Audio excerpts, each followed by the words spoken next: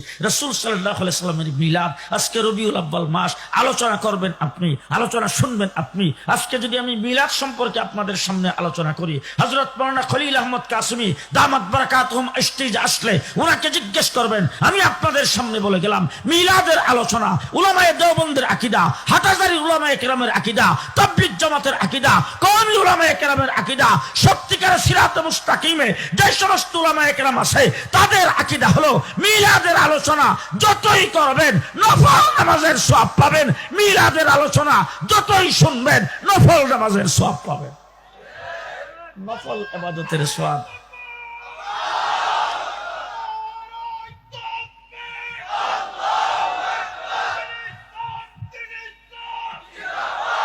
শোনেন শোনেন,